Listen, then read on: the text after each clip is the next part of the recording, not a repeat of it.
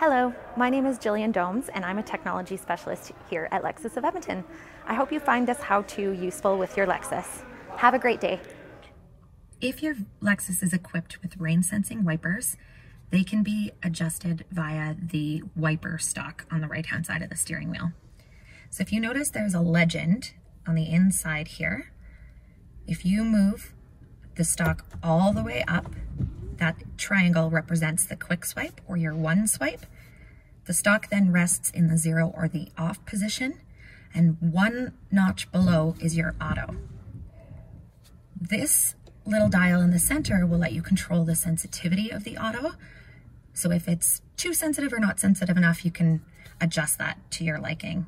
In some models, this may be a button on the end as well.